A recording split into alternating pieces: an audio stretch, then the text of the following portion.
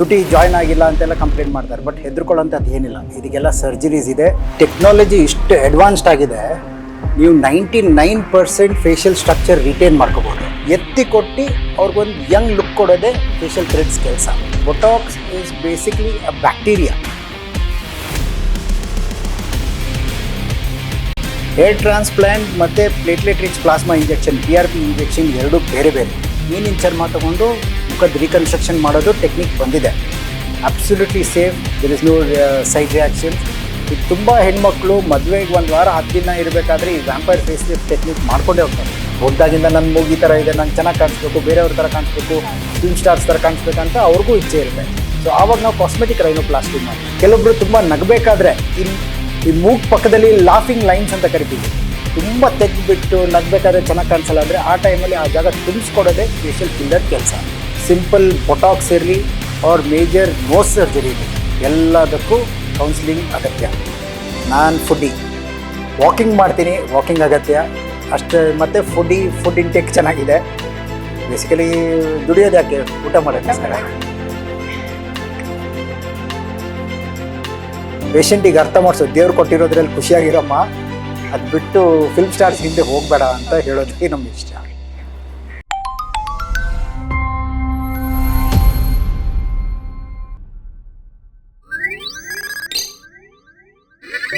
ಎಲ್ಲರಿಗೂ ನಮಸ್ಕಾರ. ರೈನ್ಬೋ ಟಾಕ್ಸ್ಗೆ ಸ್ವಾಗತ. ನಾನು ಅಭಿಜ್ಞಾ ಭಟ್. ಪ್ರತಿಯೊಂದು ಮುಖನೂ ಒಂದು ಅದ್ಭುತ ಕಲಾಕೃತಿ. ಆದ್ರೆ ಕಾಲ ಕಳೆದಂತೆ ಆ ಕಲೆಗೆ ಸ್ವಲ್ಪ ಬದಲಾವಣೆ ನೀಡಬೇಕು ಅನ್ಸೋದು ಕಾಮನ್. ನಾವು ಮಾಡೋ ಸಣ್ಣ ಸಣ್ಣ ಬದಲಾವಣೆಗಳು ನಮ್ಮ ಪರ್ಸನಾಲಿಟಿನೇ ಚೇಂಜ್ ಮಾಡೋದಿಲ್ಲ, ಬದಲಾಗಿ ನಮ್ಮಲ್ಲಿರೋ ಅಸಲಿ ಸೌಂದರ್ಯನ ಹೊರಹಾಕತ್ತೆ. ಮುಖದ ಸೌಂದರ್ಯ ಅಂದ್ರೆ ಕೇವಲ ಚರ್ಮದ ಹೊಳಪಲ್ಲ, ಬದಲಾಗಿ ಕನ್ನಡಿಯಲ್ಲಿ ನಮ್ಮನ್ನ ನಾವು ನೋಡ್ಕೊಂಡಾಗ ನಮಗ್ ನಾವೇ ಕೊಟ್ಕೊಳ್ಳೋ ಸಾರ್ಥಕ ನಗು. ಇವತ್ತು ನಮ್ಮ ಜೊತೆ rainbow skin and hair clinic ನ consultant oral and maxillofacial surgeon ಹಾಗೆ ಫೇಶಿಯಲ್ ಕಾಸ್ಮೆಟಿಕ್ ಸರ್ಜನ್ ಆದ ಡಾಕ್ಟರ್ ಅನುಭವ್ ಜನ್ನು ಅವರು ನಮ್ಮ ಜೊತೆ ಇದ್ದಾರೆ. ಬನ್ನಿ ಅವರನ್ನ ಕಾರ್ಯಕ್ರಮಕ್ಕೆ ಸ್ವಾಗತಿಸೋಣ. ಸರ್, ರೈನ್ಬೋ ಟಾಕ್ಸ್ಗೆ ತಮಗೆ ಆತ್ಮೀಯವಾದ ಸ್ವಾಗತ. ಸರ್, ಧನ್ಯವಾದ. ಡಾಕ್ಟರ್ ಅನುಭವ್ ಜನ್ನು ಅವರ ಕಿರುಪರಿಚಯ ನೋಡೋದಾದ್ರೆ 13ಕ್ಕೂ ಹೆಚ್ಚು ವರ್ಷಗಳ ಅನುಭವ ಹೊಂದಿರುವ ಓರಲ್ ಅಂಡ್ ಮ್ಯಾಕ್ಸಿಲೋಫೇಶಿಯಲ್ ಹಾಗೂ ಫೇಶಿಯಲ್ ಕಾಸ್ಮೆಟಿಕ್ ಸರ್ಜನ್. ಸಿಂಗಾಪುರ ಮತ್ತು ನ್ಯೂ ಡೆಲ್ಲಿಯಲ್ಲಿ ವಿಶೇಷ ಟ್ರೈನಿಂಗ್ ಪಡೆದ ಇವರು 2000ಕ್ಕೂ ಹೆಚ್ಚು ಫೇಶಿಯಲ್ ಸರ್ಜರೀಸ್ ಅನುಭವ ಹೊಂದಿದ್ದಾರೆ. ಪ್ರಸ್ತುತ ಇವರು ಶಿವಮೊಗ್ಗದ rainbow skin and hair clinic ನಲ್ಲಿ ಕನ್ಸಲ್ಟೆಂಟ್ ಓರಲ್ ಅಂಡ್ ಮ್ಯಾಕ್ಸಿಲೋಫೇಶಿಯಲ್ ಹಾಗೂ ಫೇಶಿಯಲ್ ಕಾಸ್ಮೆಟಿಕ್ ಸರ್ಜನ್ ಆಗಿ, ಅಷ್ಟೇ ಅಲ್ಲದೆ Subbaiah institute of medical and dental sciences ನಲ್ಲಿ department of oral and maxillofacial ಸರ್ಜರಿಯಲ್ಲಿ ಪ್ರೊಫೆಸರ್ ಆಗಿ ಕೂಡ ಕಾರ್ಯನಿರ್ವಹಿಸ್ತಾ ಇದ್ದಾರೆ. ಫೇಶಿಯಲ್ ಕಾಸ್ಮೆಟಿಕ್ ಸರ್ಜರಿ ಬಗ್ಗೆ ಮತ್ತೆ ಬರ್ನ್ಸ್ ಆದಾಗ ಏನ್ ಮಾಡ್ಬೇಕು ಅನ್ನೋದ್ರ ಬಗ್ಗೆ ಸಾಕಷ್ಟು ಪ್ರಶ್ನೆಗಳಿರುತ್ತೆ ಜನಕ್ಕೆ. ಅದರಲ್ಲಿ ಒಂದಿಷ್ಟು ಪ್ರಶ್ನೆನ ನಾನು ಇವತ್ತು ನಿಮ್ ಮುಂದೆ ಇಡಕ್ ಇಷ್ಟಪಡ್ತೀನಿ. ಸರ್, ಖಂಡಿತ. ಸರ್, ಪ್ಲಾಸ್ಟಿಕ್ ಸರ್ಜರಿ ಅಂದ ತಕ್ಷಣ ಮುಖದ ಲುಕ್ಕೇ ಚೇಂಜ್ ಮಾಡ್ತಾರೆ ಅನ್ನೋ ಸಾಕಷ್ಟು ಗೊಂದಲಗಳಿರುತ್ತೆ ಜನಕ್ಕೆ. ಹಾಗಿದ್ರೆ ನ್ಯಾಚುರಲ್ ಲುಕ್ ನ ಚೇಂಜೇ ಮಾಡದೆ ಫೇಶಿಯಲ್ ರೀಕನ್ಸ್ಟ್ರಕ್ಷನ್ ನ ಹೇಗ್ ಮಾಡ್ತೀರಾ ಸರ್? ಈಗ ಟೆಕ್ನಾಲಜಿ ಇಷ್ಟು ಅಡ್ವಾನ್ಸ್ಡ್ ಆಗಿದೆ, ನೀವು 99% ಫೇಶಿಯಲ್ ಸ್ಟ್ರಕ್ಚರ್ ರಿಟೇನ್ ಮಾಡ್ಕೋಬೋದು. ಈಗ ದೇವ್ರು ಕೊಟ್ಟಿರೋದು 100% ಮಾಡೋಕ್ಕಾಗಲ್ಲ, ಬಟ್ ಅಟ್ಲೀಸ್ಟ್ 99%ವರೆಗೂ ಮಾಡೋಷ್ಟು ಟೆಕ್ನಾಲಜಿ ನಾವು ಅಷ್ಟು ಅಡ್ವಾನ್ಸ್ ಆಗಿದ್ದೀವಿ. ಅಷ್ಟೊಂದು skilled professionals, post graduate students ಇರಲಿ, ಸೂಪರ್ ಸ್ಪೆಷಲೈಸೇಷನ್ ಮಾಡಿರೋದು ಕನ್ಸಲ್ಟೆಂಟ್ಸ್ ಇರಲಿ, ಎಲ್ಲರೂ ಹೈ ಎಂಡ್ ಟೆಕ್ನಾಲಜಿ ಯೂಸ್ ಮಾಡಿಬಿಟ್ಟೇ ಮಾಡ್ತಾಯಿದ್ದಾರೆ. ಸೊ 99.99%ವರೆಗೂ ನಾವು ಫೇಶಿಯಲ್ ಸ್ಟ್ರಕ್ಚರ್ಸ್ ರಿಟೇನ್ ಮಾಡ್ಕೋಬೋದು. ಸರ್, ಆರ್ಥೋಗ್ನಾಟಿಕ್ ಸರ್ಜರಿ ಅಂದರೆ ಏನು ಸರ್? ಈಗ ಕೆಲವೊಬ್ಬರಿಗೆ ಮುಖದ್ದು ಮೂಳೆ ಸರಿಯಾಗಿ ಬೆಳೆದಿರಲ್ಲ, ಕೆಲವೊಬ್ಬರಿಗೆ ಮೇಲ್ಗಡೆ ನಾವು ಮ್ಯಾಕ್ಸಿಲಾ ಅಂತ ಏನು ಕರಿತೀವಿ, ಮೂಗು ಅಕ್ಕಪಕ್ಕ ಇರೋದು ಮೂಳೆ ಅದು ಚೆನ್ನಾಗಿ ಬೆಳೆದಿರಲ್ಲ, ಅಥವಾ ಈ ಗದ್ದ ಕೆಲವೊಬ್ಬರಿಗೆ ಉದ್ದ ಬೆಳೆದಿರುತ್ತೆ. ಸೊ ಅವ್ರಿಗೊಂದು ಚೆನ್ನಾಗಿ ಲುಕ್ ಕೊಡಬೇಕಂದ್ರೆ ಫೇಶಿಯಲ್ ಕಾಸ್ಮೆಟಿಕ್ ಸರ್ಜರಿ, ಅದಕ್ಕೆ ಟೆಕ್ನಿಕಲ್ ಟರ್ಮ್ ಆರ್ಥೋಗ್ನಾಟಿಕ್ ಸರ್ಜರಿ. ಈ ಟೆಕ್ನಿಕಲ್ ಏನು ಮಾಡ್ತೀವಿ, ಮೂಳೆನ ಕಟ್ ಮಾಡಿಬಿಟ್ಟು ಇನ್ ಕೇಸ್ ಈ ಗದ್ದ ಸ್ವಲ್ಪ ಜಾಸ್ತಿನೇ ಮುಂದೆ ಇದ್ದರೆ ಅದು ಕಟ್ ಮಾಡಿ ಹಿಂದೆ ಪುಷ್ ಮಾಡ್ತೀವಿ. ಈ ಮೇಲ್ಗಡೆ ಮ್ಯಾಕ್ಸಿಲರಿ ಆರ್ಚ್ ಏನಿದೆ ಸಣ್ಣದಿದ್ದರೆ ಅದು ಕಟ್ ಮಾಡಿ ಮುಂದೆ ಎಳೆದು ಒಂದು ಸ್ಟ್ರೇಟ್ ಪ್ರೊಫೈಲ್ ತಂದು ಅವ್ರ ಮುಖದ ಲಕ್ಷಣವೇ ಚೇಂಜ್ ಮಾಡ್ತೀವಿ. ಅದಕ್ಕೆ ಆರ್ಥೋಗ್ನಾಟಿಕ್ ಸರ್ಜರಿ ಅಂತ ಕರಿತೀವಿ. ಶಾರ್ಪ್ ಜಾನ್ ಲೈನ್ ಬೇಕು ಅನ್ನೋ ಕ್ರೇಜ್ ಜಾಸ್ತಿ ಆಗಿದೆ. ಇದು ಬರೀ ಸ್ಟೈಲ್ಗ ಅಥವಾ ಇದರಿಂದ ಹೆಲ್ತ್ ಬೆನಿಫಿಟ್ಸ್ ಏನಾದ್ರು ಇದೆಯಾ ಸರ್? ಶಾರ್ಪ್ ಜಾಯ್ ಲೈನ್ ಬರೀ ಲುಕ್ಸಿಗಷ್ಟೇ ಅಲ್ಲ, ಈ ಕೆಲವೊಬ್ಬರಿಗೆ ಸಣ್ಣ ಜಾಯ್ ಇರುತ್ತೆ, ಸ್ಮಾಲ್ ಸೈಜ್ ಜಾಯ್ ಇರುತ್ತೆ. ಆ ಕೇಸಸಲ್ಲಿ ಏನಿರುತ್ತೆ ಅಂದರೆ ನಾಲ್ಗೆ ಸೈಜ್ ದಪ್ಪ ಇರುತ್ತೆ. ಈಗ ನಾಲ್ಗೆ ಮತ್ತು ಈ ಜಾ ಏನಿದೆ, ಲೋವರ್ ಜಾ ಮ್ಯಾಂಡಿಬಲ್ ಅಂತ ಕರಿತೀವಿ, ಇದೆರಡು ಸಮ ಇರಬೇಕು. ಈಗ ಜಾ ಸಣ್ಣದಿದ್ದುಬಿಟ್ಟು ನಾಲ್ಗೆ ಸೈಜ್ ದೊಡ್ಡದಿದ್ದರೆ ಮಲಗಬೇಕಾದ್ರೆ ನಾಲ್ಗೆ ಹಿಂದೆ ಬೀಳ್ಬೋದು, ನಾವು ಸ್ಲೀಪ್ ಆಪ್ನಿಯಾ ಅಂತ ಕರಿತೀವಿ.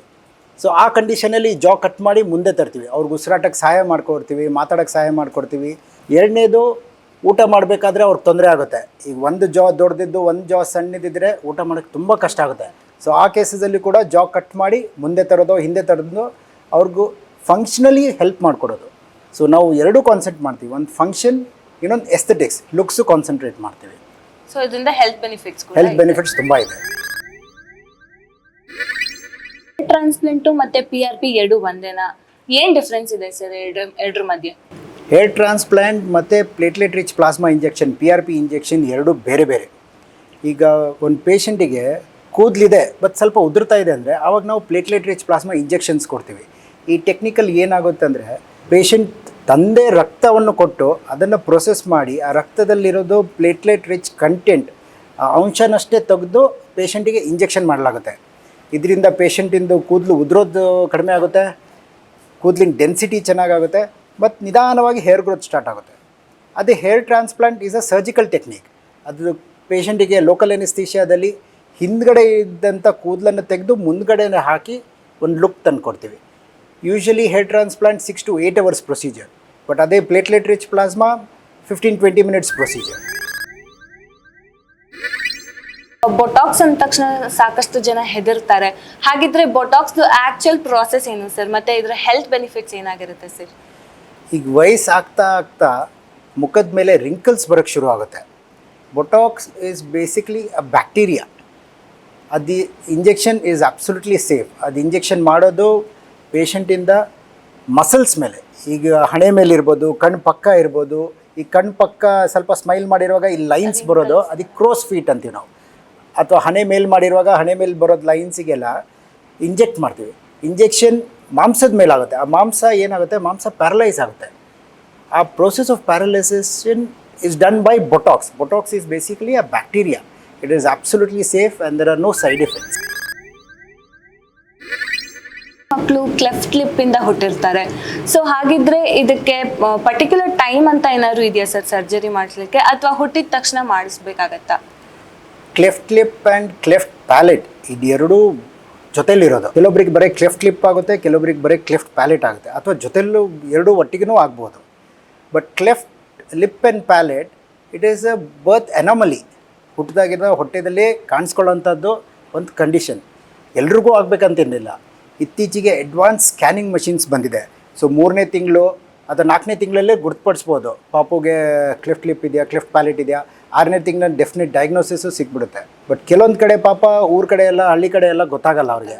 ಮಗು ಹುಟ್ಟಿದ ನಂತರ ಮಗುದ್ದು ಮುಖದ ಶೇಪ್ ಚೆನ್ನಾಗಿಲ್ಲ, ತುಟಿ ಜಾಯ್ನ್ ಆಗಿಲ್ಲ ಅಂತೆಲ್ಲ ಕಂಪ್ಲೇಂಟ್ ಮಾಡ್ತಾರೆ. ಬಟ್ ಹೆದರ್ಕೊಳ್ಳೋಂಥದ್ದು ಏನಿಲ್ಲ. ಇದಕ್ಕೆಲ್ಲ ಸರ್ಜರೀಸ್ ಇದೆ.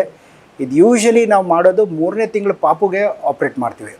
ಪಾಪುದು ಅದು ರೂಲ್ ಆಫ್ 10 ಅಂತಿದೆ. ಪಾಪು ಹುಟ್ಟುಬಿಟ್ಟು 10 ವಾರ ಆಗಿರಬೇಕು, 10 ಗ್ರಾಮ್ ಹಿಮೋಗ್ಲೋಬಿನ್ ಇರಬೇಕು, ತೂಕ 10 ಪೌಂಡ್ ಇರಬೇಕು. ಇದು ರೂಲ್ ಆಫ್ 10 ಇರಬೇಕಾದ್ರೆ ಪಾಪುಗೆ ಆಪ್ರೇಟ್ ಮಾಡಿ ಮುಖದ ಶೇಪು ಹೆಂಗಿರ್ಬೇಕಾದ್ರೇ ಶೇಪ್ ಚೇಂಜ್ ಮಾಡ್ಬೋದು. ಅದು ಬೆಳೀತಾ ಬೆಳೀತಾ ಕ್ರಮೇಣವಾಗಿ ಮುಖದ ಶೇಪ್ ನಾರ್ಮಲ್ ಆಗಬೇಕು.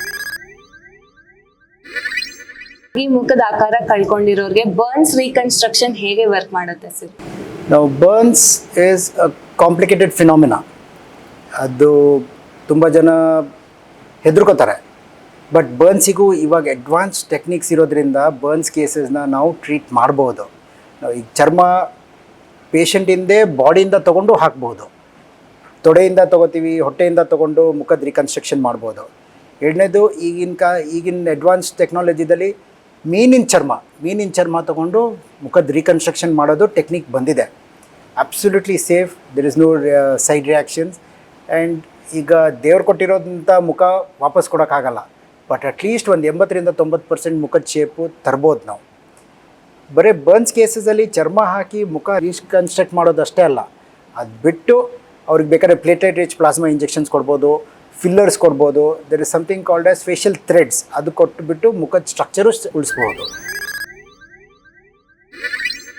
ಗಳಿಂದ ಮುಖದ ಆಕಾರ ಕಳ್ಕೊಂಡವ್ರಿಗೆ ಬರ್ನ್ಸ್ ರೀಕನ್ಸ್ಟ್ರಕ್ಷನ್ ಹೇಗೆಲ್ಲ ವರ್ಕ್ ಮಾಡುತ್ತೆ ಸರ್? ಈಗ ಬರ್ನ್ಸ್ ಅಂದಿದ ತಕ್ಷಣ ಜನರು ತುಂಬ ಹೆದರ್ಕೋತಾರೆ. ಬಟ್ ಈಗ ಹೆದರ್ಕೊಳ್ಳೋವಂಥದ್ದು ಸ್ಥಿತಿ ಅಲ್ಲ. ನಾವು ಅದನ್ನು ಫೇಸ್ ಮಾಡಿ ಟ್ಯಾಕಲ್ ಮಾಡೋಂಥದ್ದು ಸ್ಥಿತಿ. ಈಗ ಡಿಗ್ರಿ ಆಫ್ ಬರ್ನ್ಸ್ ಬೇರೆ ಬೇರೆ ಡಿಗ್ರೀಸ್ ಇದೆ. ಇನಿಷಿಯಲ್ ಫೇಸಲ್ಲೇ ಬಂದರೆ ಟ್ರೀಟ್ಮೆಂಟ್ ಚೆನ್ನಾಗಿ ಕೊಡ್ಬೋದು ನಾವು. ಬರ್ನ್ಸಿಗೆ ಸಣ್ಣ ಗಾಯ ಇದ್ದರೆ ನಾವು ಕ್ರೀಮ್ಸ್ ಅವ್ರ ಆಯಿಂಟ್ಮೆಂಟ್ಸಿಂದ ಟ್ರೀಟ್ ಮಾಡ್ಬೋದು. ಈ ಕೆಲವೊಂದು ಕೇಸಸ್ಸು ಎಲ್ಲಿ ಡೌರಿ ಹರಾಸ್ಮೆಂಟ್ ಸುಸೈಡ್ ಇರ್ಬೋದು, ಅಥವಾ ಫಾರ್ಮರ್ಸ್ ಅಗ್ರಿಕಲ್ಚರಿಸ್ಟು ಸುಸೈಡ್ ಮಾಡ್ಕೊಳ್ಳೋದು ಬರ್ನ್ಸ್ ಮಾಡಿ, ಅವ್ರ ಆಕ್ಸಿಡೆಂಟಲ್ ಇಂಜುರಿ, ಕಿಚನಲ್ಲಿ ಆಕ್ಸಿಡೆಂಟ್ ಆಗ್ಬೋದು, ಕಾರ್ ಡ್ರೈವಿಂಗ್ ಮಾಡಬೇಕಾದ್ರೆ ಕಾರ್ ಆಕ್ಸಿಡೆಂಟ್ ಆಗಿ ಮುಖ ಸುಟ್ಟೋಗೋದು. ಸೊ ಬೇರೆ ಬೇರೆ ಥರ ಬರ್ನ್ಸ್ ಕೇಸಸ್ ಬರುತ್ತೆ. ಇದರಲ್ಲಿ ನಾವೇನು ಮಾಡ್ತೀವಿ ಅಂದರೆ, ಇನಿಷಿಯಲ್ಸ್ ಸಿಂಪಲ್ ಬರ್ನ್ಸ್ ಇದ್ದರೆ ಪೇಷಂಟಿಗೆ ಆಯಿಂಟ್ಮೆಂಟ್ ಎಲ್ಲ ಕೊಟ್ಟು ಭರವಸೆ ಕೊಟ್ಟು ಮಾಡ್ತೀವಿ. ಡಿಗ್ರಿ ಆಫ್ ಬರ್ನ್ಸ್ ಜಾಸ್ತಿ ಆಗಿರುವಾಗ ಸರ್ಜಿಕಲ್ ಟೆಕ್ನಿಕ್ಕಿಗೆ ಹೋಗಬೇಕಾಗುತ್ತೆ. ಸರ್ಜಿಕಲ್ ಟೆಕ್ನಿಕ್ಸಲ್ಲಿ ನಾವು ತೊಡೆಯಿಂದ ಚರ್ಮ ತೊಗೋಬೋದು, ಹೊಟ್ಟೆಯಿಂದ ಚರ್ಮ ತೊಗೋಬೇಕು. ಅವ್ರ ಮುಖಕ್ಕೆ ಯಾವ್ದು ಸೂಟ್ ಆಗುತ್ತೆ ಅದು ನೋಡ್ಬಿಟ್ಟು ಮಾಡ್ತೀವಿ. ಅವ್ರಿಗೆ ಸೈಕಲಾಜಿಕಲಿ ಡಿಪ್ರೆಸ್ ಆಗೋವಂಥ ಸ್ಥಿತಿನೂ ಬರುತ್ತೆ, ಬಟ್ ಅವ್ರ ಕಾನ್ಫಿಡೆನ್ಸ್ ಕೊಡೋದು ನಮ್ಮ ಕೈಯಲ್ಲಿದೆ. ನಾವು ಯೂಶ್ವಲಿ ಅವ್ರಿಗೆ ಹೈ ಡೋಸ್ ಆಫ್ ಕೌನ್ಸ್ಲಿಂಗ್, ಅವ್ರ ಹೈ ಮೋಟಿವೇಶನ್ ಕೊಡ್ತೀವಿ, ಅವ್ರ ಫ್ಯಾಮಿಲಿ ಮೆಂಬರ್ಸ್ ಎನ್ಕರೇಜ್ಮೆಂಟ್ ಕೊಡ್ತೀವಿ, ಹೆದರ್ಕೊಳ್ಳೋಂಥದ್ದು ಏನಿಲ್ಲ ಅಂತ. ಬಟ್ ಭಯ ಇದ್ದೇ ಇರುತ್ತೆ, ಯಾರಿಗಾದ್ರೂ ಭಯ ಇದ್ದೇ ಇರುತ್ತೆ. ಸೊ ಆ ಸ್ಥಿತಿಯಲ್ಲಿ ನಾವು ಸರ್ಜಿಕಲ್ ಟೆಕ್ನಿಕ್ ಫಾಲೋ ಮಾಡ್ತೀವಿ, ಫಾಲೋಡ್ ಬೈ ನಾನ್ ಸರ್ಜಿಕಲ್. ನಾವು ಸರ್ಜಿಕಲ್ ತೊಡೆಯಿಂದನೂ ನಾವು ಬೇಕಾದ್ರೆ ಚರ್ಮ ತೊಗೋಬೋದು, ಹೊಟ್ಟೆಯಿಂದ ಚರ್ಮ ತೊಗೋಬೋದು. ನಾನ್ ಸರ್ಜಿಕಲ್ ಟೆಕ್ನಿಕ್ ನಾವು ಫೇಶಿಯಲ್ ಥ್ರೆಡ್ಸ್ ಕೊಡ್ಬೋದು, ಅವ್ರ ಫಿಲ್ಲರ್ಸ್ ಮತ್ತು ಬೋಟಾಕ್ಸ್ ಕೊಟ್ಬಿಟ್ಟು ಅವ್ರ ಮುಖದ ಶೇಪ್ ಮತ್ತೆ ರಿಕವರ್ ಮಾಡ್ಕೋಬೋದು, ಸೇವ್ ಮಾಡ್ಕೋಬೋದು. ಥ್ರೆಡ್ಸ್ ಅಂತ ಹೇಳಿದ್ರಿ, ಇದು ಬರ್ನ್ಸ್ ಆಗಿರೋ ಪೇಷಂಟ್ಗೆ ಅಲ್ಲದೆ ಕಾಮನ್ ಪೀಪಲ್ಗೆ ಹೇಗೆ ಬೆನಿಫಿಟ್ ಆಗುತ್ತೆ ಸರ್? ಥ್ರೆಡ್ಸ್ ಬೇಸಿಕಲಿ ಇದು ರಿಸಾರ್ವೇಬಲ್ ಸೂಚರ್ಸ್ ಥರನೇ, ನಾವು ಸ್ಟಿಚ್ ಏನು ಹಾಕ್ತೀವಿ ಆ ಥರನೇ. ಬಟ್ ಇದರಲ್ಲಿ ಏನಿರುತ್ತೆ ಅಂದರೆ, ಈ ಹೊಲಿಗೆ ಏನಿದೆ ಸೂಜಿ ಒಳಗಡೆ ಇರುತ್ತೆ. Okay, it is also called as cogs threads. ಈ ಥ್ರೆಡ್ಸಿಂದ ಈಗ ಮುಖ ಟ್ರೂಪಿಂಗ್ ಫೇಸ್ ಅಂತೀವಿ ನಾವು. ಈಗ ಈ ಗಲ್ಲ ಎಲ್ಲ ಕೆಳಗೆ ಬೀಳ್ತಾ ಇರೋ ಪೇಷಂಟಿಗೆ ಇಲ್ಲಿಂದನೇ ನೀಡ್ಲ್ ಹಾಕಿ ಈ ಗಲ್ಲ ಮೇಲೆತ್ತಿ ಒಂದು ಶೇಪ್ ತಂದು ಕೊಡ್ಬೋದು, ಕಾಸ್ಮೆಟಿಕ್ ಪರ್ಪಸ್. ಈಗ ಸೆಕೆಂಡ್ಲಿ, ಈಗ ಮೂಗಿನ ಟಿಪ್, ಕೆಲವೊಬ್ರು ಮೂಗಿನ ಟಿಪ್ ಸ್ವಲ್ಪ ಕೆಳಗೆ ಬಂದಿದೆ ಎತ್ಕೊಡಿ ಅಂತೀವಿ. ಈಗ ಪೇಷಂಟಿಗೆ ಸರ್ಜರಿ ಬೇಡ ಅಂದರೆ ನಾನ್ ಸರ್ಜಿಕಲ್ ಟೆಕ್ನಿಕ್, ಇಲ್ಲಿಂದನೇ ಒಂದು ದಾರ ಹಾಕಿ ಇದು ಎತ್ತಿ ಕೊಡ್ತೀವಿ. ಸೊ ಮುಖದ ಶೇಪ್ ಎತ್ತಿ ಕೊಟ್ಟು ಅವ್ರಿಗೊಂದು ಯಂಗ್ ಲುಕ್ ಕೊಡೋದೇ ಫೇಶಿಯಲ್ ಥ್ರೆಡ್ಸ್ ಕೆಲಸ. ಹಾಗೆ ಫೇಶಿಯಲ್ ಲುಕ್ ಚೇಂಜ್ ಆಗಿರೋರಿಗೆ ನೀವು ಸರ್ಜರಿ ಮಾಡಿ ಹೊಸ ಮುಖನೇ ಕೊಡ್ತೀರಾ, ಕಾನ್ಫಿಡೆನ್ಸ್ ಕೊಡ್ತೀರಾ. ಆ ಟೈಮಲ್ಲಿ ನಿಮಗೆ ಚಾಲೆಂಜಸ್ ಏನಿರುತ್ತೆ ಕಾಮನ್ ಆಗಿ? ಬೇಸಿಕಲಿ 3 ಟರ್ಮಿನಾಲಜೀಸ್ ಯೂಸ್ ಮಾಡ್ತೀವಿ ನಾವು. ಏರ್ವೇ, ಬ್ರೀದಿಂಗ್, ಸರ್ಕ್ಯುಲೇಷನ್, ABC ಅಂತ ಕರಿತೀವಿ. ಪೇಷಂಟಿಂದ ಏರ್ವೇ ಚೆನ್ನಾಗಿದ್ದರೆ ಆಪ್ರೇಟ್ ಮಾಡೋಕ್ಕೆ ಸುಲಭ, ಬ್ರೀದಿಂಗ್ ಚೆನ್ನಾಗಿದ್ದರೆ ಆಪ್ರೇಟ್ ಮಾಡೋಕ್ಕೆ ಸುಲಭ, 3ನೇದು ಬ್ಲಡ್ ಸರ್ಕ್ಯುಲೇಷನ್. ಈ 3 ಸ್ಟೇಬಲ್ ಇದ್ದರೆ ಪೇಷಂಟಿಗೆ ಆಪ್ರೇಷನ್ ಮಾಡಿ ಅವ್ನ ಮುಖದ ಸ್ಟ್ರಕ್ಚರ್ ಕೊಡೋದು ಈಸಿ. ಒಂದು ವೇಳೆ ಮುಖದ್ದು ಆಕ್ಸಿಡೆಂಟು ಅಥವಾ ಮುಖಕ್ಕೆ ಹೊಡೆತ ಬಿದ್ದಿರೋದು ಅದು ಬಿಟ್ಟು ಮೆದುಳಿಗೆ ಏನಾದರೂ ಪೆಟ್ಟು ಬಿದ್ದರೆ ಅವಾಗ ನ್ಯೂರೋ ಸರ್ಜನ್ ಇನ್ವಾಲ್ವ್ ಆಗ್ತಾರೆ. ಅದು ಬಿಟ್ಟು ಕೈ ಕಾಲು ಅದ್ರ ಜೊತೆ ಏನಾದರೂ ಫ್ರ್ಯಾಕ್ಚರ್ಸ್ ಇದ್ದರೆ ಆರ್ಥೋಪೆಡಿಕ್ ಸರ್ಜನ್ ಇನ್ವಾಲ್ವ್ ಆಗ್ತಾರೆ. ಹೊಟ್ಟೆಗೆ ಏನಾದರೂ ಗಾಯ ಆಯಿತು ಇದ್ದರೆ ಗ್ಯಾಸ್ಟ್ರೋಎಂಟರಾಲಜಿಸ್ಟ್ ಇನ್ವಾಲ್ವ್ ಆಗ್ತಾರೆ. So it is a multi disciplinary approach.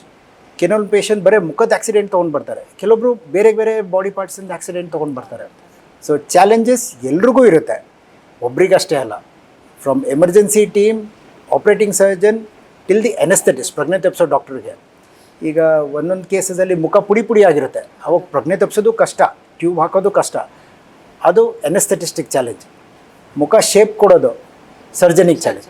So ಎಲ್ಲರೂ ಸೇರಿ ಮಾಡೋದು ಒಂದು ಕಲೆಕ್ಟಿವ್ ಎಫರ್ಟ್ ಇರುತ್ತೆ. ಸೊ ಆ ಇದರಿಂದನೇ ನಮ್ಗೆ ಸಕ್ಸಸ್ಫುಲ್ ಔಟ್ಕಮ್ ಸಿಗೋದು. ಫಿಲ್ಲರ್ಸ್ ಅಂತ ಕೇಳ್ಪಡ್ತಾ ಇದ್ದೀವಿ, ಈ ಫೇಶಿಯಲ್ ಫಿಲ್ಲರ್ಸ್ ಅಂದರೆ ಎಕ್ಸಾಕ್ಟಾಗಿ ಏನು ಸರ್?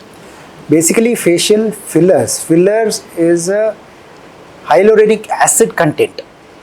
ಈಗ ಮುಖದಲ್ಲಿ ಬೇರೆ ಬೇರೆ ಕಡೆ ಸ್ವಲ್ಪ ತೆಗ್ಗಿರ್ಬೋದು, ಡಿಪ್ರೆಷನ್ ಇರ್ಬೋದು, ಆ ಜಾಗದಲ್ಲಿ ನಾವು ಫೇಶಿಯಲ್ ಫಿಲ್ಲರ್ಸ್ ಕೊಡ್ತೀವಿ. ಯೂಶ್ವಲಿ ನಾವು ಕೊಡೋದು ಈಗ ಅಂಡರ್ ಐ, ಕಣ್ಣು ಕೆಳಗಡೆ ಏನಾದರೂ ತೆಗ್ಗಿದ್ರೆ ಆ ಜಾಗ ಫಿಲ್ಲರ್ಸ್ ಇಂಜೆಕ್ಟ್ ಮಾಡಿ ಒಂದು ಲುಕ್ ಕೊಡ್ತೀವಿ. ಕೆಲವೊಬ್ಬರು ಹುಡುಗಿರು ಎಸ್ಪೆಷಲಿ ತುಟಿ ಸೈಜ್, ಲಿಪ್ ಸೈಜ್ ಸ್ಮಾಲ್ ಇದೆ, ನಂಗೆ ಲಿಪ್ ಸೈಜ್ ದೊಡ್ಡ ಮಾಡಬೇಕಂದ್ರೆ ಲಿಪ್ಸಿಕ್ ಫಿಲ್ಲರ್ಸ್ ಇಂಜೆಕ್ಷನ್ ಮಾಡ್ತೀವಿ. ಕೆಲವೊಬ್ಬರು ತುಂಬ ನಗಬೇಕಾದ್ರೆ ಇಲ್ಲಿ ಈ ಮೂಗ್ ಪಕ್ಕದಲ್ಲಿ ಲಾಫಿಂಗ್ ಲೈನ್ಸ್ ಅಂತ ಕರಿತೀವಿ, ತುಂಬ ತೆಗ್ಬಿಟ್ಟು ನಗಬೇಕಾದ್ರೆ ಚೆನ್ನಾಗಿ ಕಾಣಿಸಲ್ಲ ಅಂದರೆ ಆ ಟೈಮಲ್ಲಿ ಆ ಜಾಗ ತುಂಬಿಸ್ಕೊಡೋದೇ ಫೇಶಿಯಲ್ ಫಿಲ್ಲರ್ ಕೆಲಸ. ಬೇಸಿಕಲಿ ಅ cosmetic procedure making them look younger. Pimples ಬೇಕು ಅಂತ ಹೇಳಿ ಸರ್ಜರಿ ಮಾಡಿಸ್ಕೊಳ್ಳಕ್ ಬರ್ತಾರೆ, ಇದರಿಂದ ಏನಾದ್ರು ಸೈಡ್ ಎಫೆಕ್ಟ್ಸ್ ಇದೆಯಾ ಸರ್? ಇಲ್ಲ, ಕೆಲವೊಬ್ಬರಿಗೆ ನ್ಯಾಚುರಲಿ ಹುಟ್ಟಿದಾಗಿಂದನೂ ಡಿಂಪಲ್ಸ್ ಇರುತ್ತೆ, ಕೆಲವೊಬ್ಬರಿಗೆ ನಾವು ಆರ್ಟಿಫಿಷಿಯಲಿ ಡಿಂಪಲ್ಸ್ ಕ್ರಿಯೇಟ್ ಮಾಡ್ಕೊಡ್ತೀವಿ.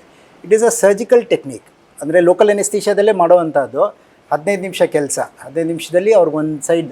ಕೆಲವೊಬ್ಬರು ಒನ್ ಸೈಡ್ ಡಿಂಪಲ್ ಬೇಕಂತಾರೆ, ಕೆಲವೊಬ್ರು ಎರಡು ಸೈಡ್ ಡಿಂಪಲ್ ಬೇಕಂತ ಹೇಳ್ತಾರೆ. So it is a surgical technique and it is safe, absolutely safe. Sir ಈಗ ವ್ಯಾಂಪೈರ್ ಫೇಸ್ ಲಿಫ್ಟ್ ಅಂದರೆ ಏನು sir?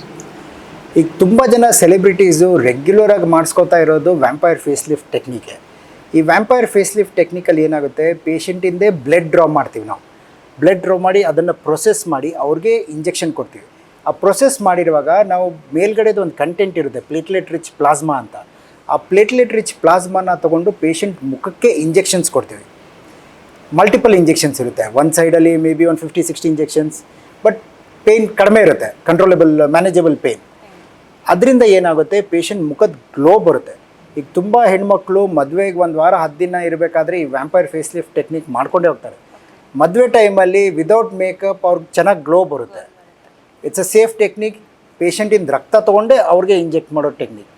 Absolutely safe.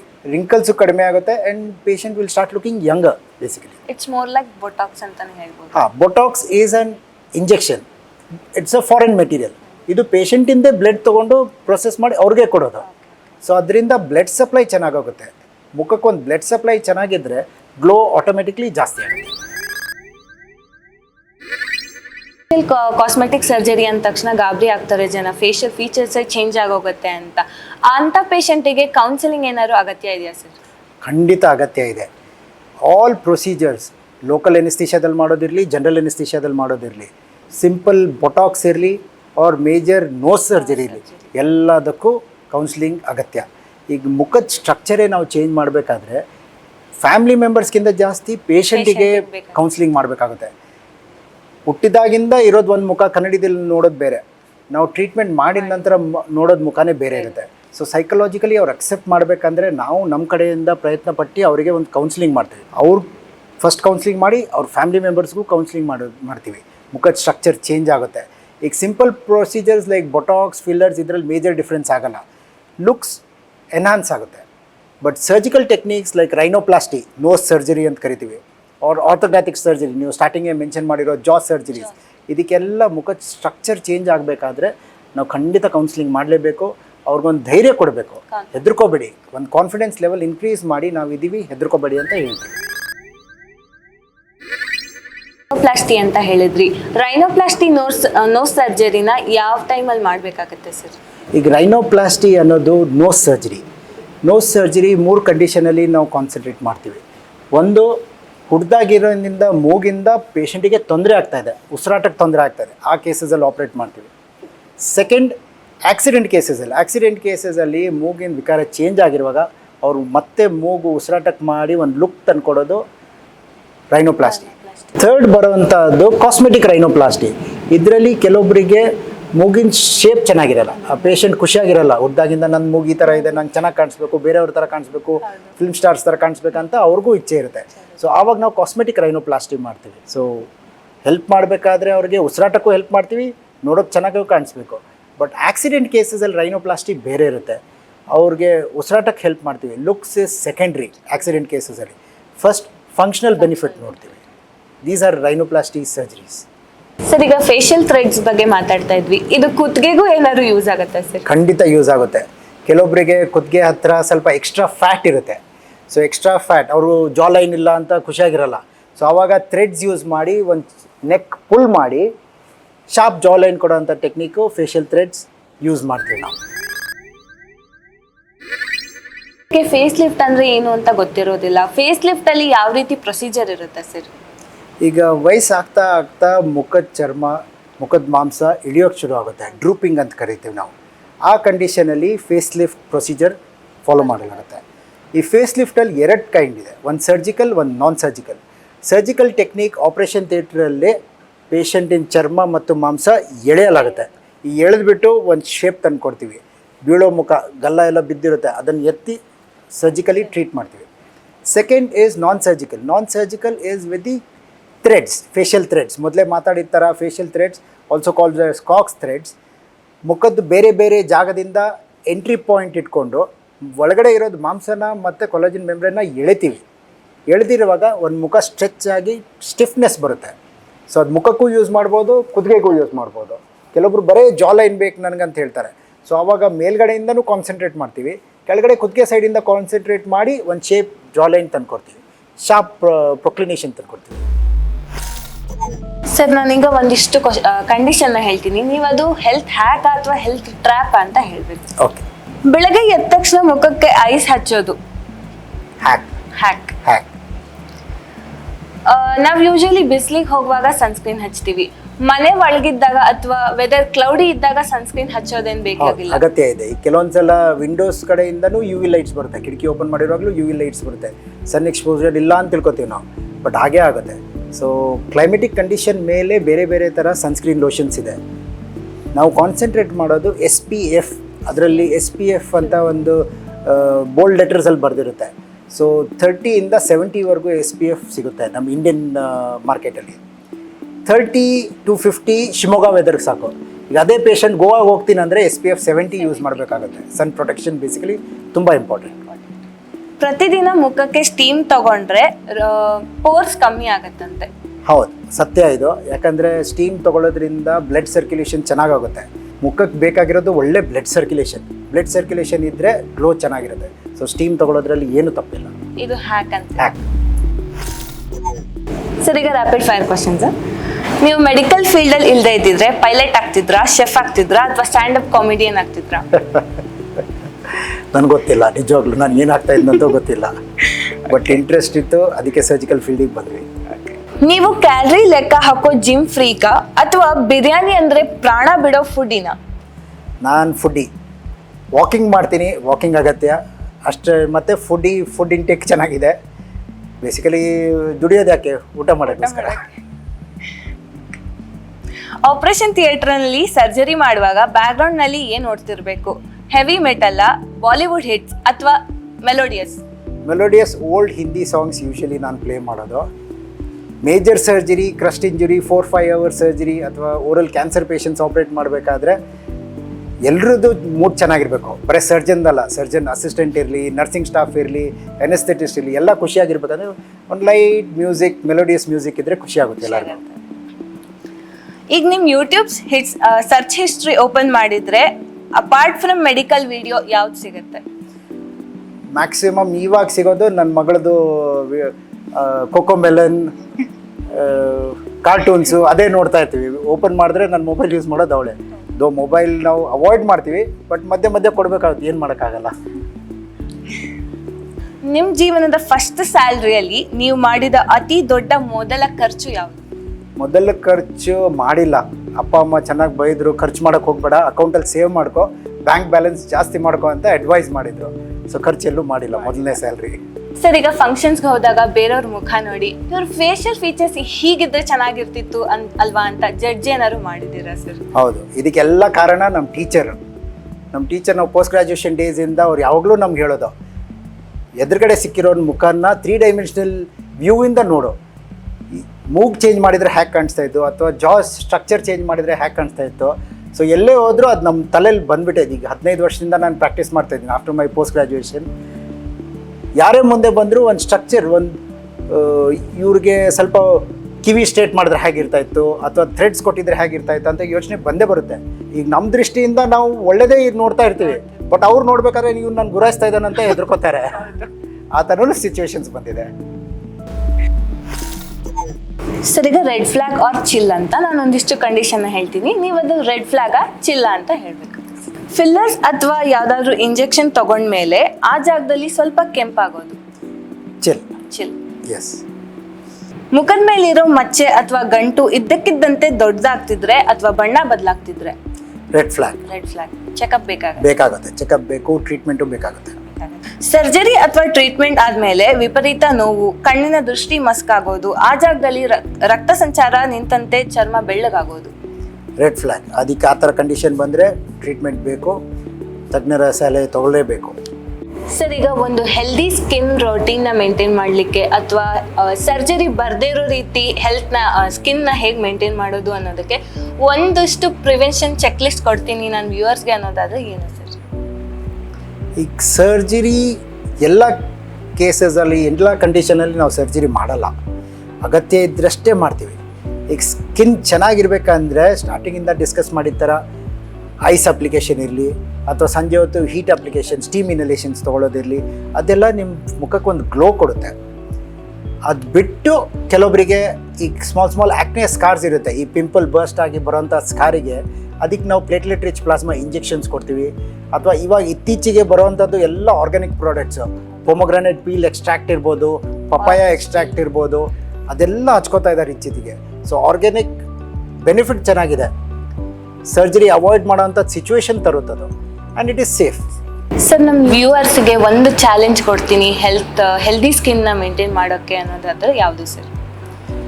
Healthy skin maintain ಮಾಡೋಕ್ಕೆ ನನ್ನ ಕಡೆಯಿಂದ ಇರೋದು ಒಂದು 5 points agenda. First, you should be spiritual.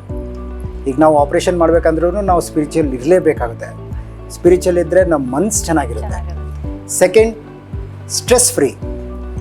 ಆಗಿದಷ್ಟು stress ಕಡಿಮೆ ತೊಗೊಳ್ಳೋಂಥ ಸಿಚುವೇಶನ್ ತನ್ನಿ, ಆವಾಗ ನಿಮ್ಮ ಮುಖದ ಮೇಲೆ ರಿಂಕಲ್ಸ್ ಬರೋದು ಕಡಿಮೆ ಆಗುತ್ತೆ, ಸ್ಕಿನ್ ಗ್ಲೋ ಚೆನ್ನಾಗಿರುತ್ತೆ. Third, water intake, adequate water intake, a minimum of 3 to 4 liters of water intake is must ಎಲ್ರಿಗೂ. Fourth point, digital detox. ಆಗಿದಷ್ಟು ಡಿಜಿಟಲ್ ಸ್ಕ್ರೀನ್ಸ್ನ ನೋಡೋದು ಕಡಿಮೆ ಮಾಡಿ, ಅದರಿಂದ ನಿಮ್ಮ ಕಣ್ಣು ಕೆಳಗಡೆ ಬ್ಲ್ಯಾಕ್ ಡಿಸ್ಕಲರೇಷನ್ ಆಗ್ಬೋದು, ಡಿಪ್ರೆಷನ್ಸ್ ಬೀಳ್ಬೋದು, ಅಥವಾ ರಿಂಕಲ್ಸ್ ಬರೋ ಚಾನ್ಸಸ್ ಇರುತ್ತೆ. And fifth point, exercise. ಆಗಿದಷ್ಟು ಮಾರ್ನಿಂಗ್ ವಾಕ್ಸಿಗೆ ಹೋಗಿ. Early morning walks are much beneficial and very healthy for the body. Sir, ಈಗ ನಮ್ಮ ವ್ಯೂವರ್ಸಿಗೆ ಪ್ರಿಸ್ಕ್ರಿಪ್ಷನ್ ಒಂದಿಷ್ಟು ಪ್ರಿಫರ್ ಮಾಡ್ತೀನಿ ಅನ್ನೋದಾದರೆ ಯಾವುದು ಸರ್? ಆಗಿದಷ್ಟು ಮೆಡಿಸಿನ್ಸ್ ಕಡಿಮೆ ತೊಗೋಬೇಕು. ಡಾಕ್ಟರ್ಸ್ ಹತ್ರ ಅಗತ್ಯ ಇದ್ದರಷ್ಟೇ ಡಾಕ್ಟರ್ಸ್ ಹತ್ರ ಹೋಗಬೇಕು. ಅದು ಬಿಟ್ಟು ನಿಮ್ಮ ಕಡೆಯಿಂದ ನೀವು ಮಾಡುವಂಥದ್ದು 5 point agenda: morning walking, adequate water intake, stress level ಕಡಿಮೆ ಇಡಿ, digital detox, and have a happy life. ಅದರಿಂದ ನಿಮ್ಮ ಒಳಗಡೆ ಇರೋ ಸಿಸ್ಟಮು ಚೆನ್ನಾಗಿರುತ್ತೆ. ಸೊ ಹಾಗಂತ ಇದ್ರ ಜೊತೆನೂ ಒಳ್ಳೆ ಆಹಾರ ತಿನ್ನಿ. ಇತ್ತೀಚೆಗೆ ಬರೋವಂಥದ್ದು ಜಂಕ್ ಫುಡ್ಸ್ ಅವಾಯ್ಡ್ ಮಾಡಿ. ಆಗಿದಷ್ಟು ಅವಾಯ್ಡ್ ಮಾಡಿದಷ್ಟು ನಿಮ್ಮ ಹೆಲ್ತಿ ಲೈಫ್ ಇರುತ್ತೆ. ಪ್ರಿಸ್ಕ್ರಿಪ್ಷನ್ ಅವಾಯ್ಡ್ ಮಾಡ್ಬೋದು, ಮೆಡಿಸಿನ್ಸ್ ಅವಾಯ್ಡ್ ಮಾಡ್ಬೋದು. ಸರ್, ಈಗ ನಿಮ್ಮ ಡೇ ಟು ಡೇ ಪ್ರೊಫೆಷನಲ್ ಲೈಫಲ್ಲಿ ಹಲವಾರು ಕೇಸಸ್ಗಳನ್ನ ಹ್ಯಾಂಡಲ್ ಮಾಡಿರ್ತೀರ. ಅದರಲ್ಲಿ ಒಂದು ಫೇವ್ರೆಟ್ ಕೇಸ್, ಅನ್ಫರ್ಗೆಟಬಲ್ ಕೇಸ್ನ ನಾನು ಹಂಚ್ಕೊಳ್ತೀನಿ ಅನ್ನೋದಾದ್ರೆ ಯಾವುದು ಸರ್? ಫೇವ್ರೆಟ್ ಕೇಸ್ ಅಂತಿಲ್ಲ, ಎಲ್ಲ ಪೇಷಂಟ್ಸ್ ನಾವು ಈಕ್ವಲಿ ಟ್ರೀಟ್ ಮಾಡ್ತೀವಿ. ಎಲ್ಲ ಸರ್ಜರೀಸ್ ವಿತ್ ಡೆಡಿಕೇಶನ್ ಆಪ್ರೇಟ್ ಮಾಡ್ತೀವಿ. ಬಟ್ ಅನ್ಫರ್ಗೆಟಬಲ್ ಕೇಸಸ್ ಒಂದು ನೆನಪು ಬರ್ತಾ ಇರೋದು, ಒಂದು ಯಂಗ್ ಹುಡುಗಿ ಬಂದುಬಿಟ್ಟು ನನಗೆ ಬಿಪಾಶಾ ಬಾಸು ಫೋಟೋ ತೋರಿಸ್ಬಿಟ್ಟು ಬಿಪಾಶಾ ಬಾಸುದ್ದೇ ಮೂಗಬೇಕು ಅಂತ ಹೇಳಿದ್ರು. ಆ ಥರ ಸಿಚುವೇಷನಲ್ಲಿ ಡಾಕ್ಟ್ರು ಸ್ಟ್ರೆಸ್ ಲೆವೆಲ್ ಇರ್ತಾರೆ, ಪೇಷಂಟು ಸ್ಟ್ರೆಸ್ ಲೆವೆಲಲ್ಲಿ ಇರ್ತಾರೆ.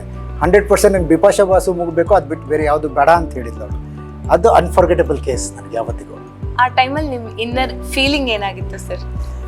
ಪೇಷಂಟಿಗೆ ಅರ್ಥ ಮಾಡಿಸೋದು, ದೇವ್ರು ಕೊಟ್ಟಿರೋದ್ರಲ್ಲಿ ಖುಷಿಯಾಗಿರಮ್ಮ, ಅದು ಬಿಟ್ಟು ಫಿಲ್ಮ್ ಸ್ಟಾರ್ಸ್ ಹಿಂದೆ ಹೋಗಬೇಡ ಅಂತ ಹೇಳೋದೇ ನಮ್ಮ ಇಷ್ಟ. ಸರ್, ಇಷ್ಟೊತ್ತು ನಮ್ಮ ಜೊತೆ ಇದ್ದು ಫೇಶಿಯಲ್ ರೀಕನ್ಸ್ಟ್ರಕ್ಷನ್, ಬರ್ನ್ಸ್ ರೀಕನ್ಸ್ಟ್ರಕ್ಷನ್ ಬಗ್ಗೆ ಸಾಕಷ್ಟು ಮಾಹಿತಿಗಳನ್ನ ತಿಳಿಸ್ಕೊಟ್ಟಿದ್ದೀರಾ.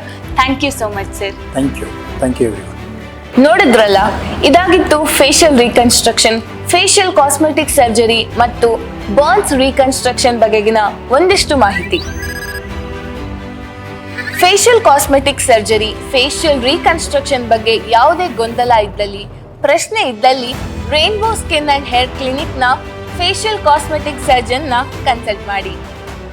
ರೈನ್ಬೋ ಟಾಕ್ಸ್ ಪಾಡ್ಕಾಸ್ಟ್ ವೀಕ್ಷಿಸಿ ಸಾಮಾನ್ಯವಾಗಿ ಕಂಡುಬರುವ skin and hair problems, cosmetic gynaecology ಬಗ್ಗೆ ಹಾಗೂ laser treatment, skin peeling, HIFU ಸೇರಿದಂತೆ ವಿವಿಧ ಟ್ರೀಟ್ಮೆಂಟ್ಸ್ ಬಗ್ಗೆ ಮಾಹಿತಿ ಪಡೆಯಿರಿ.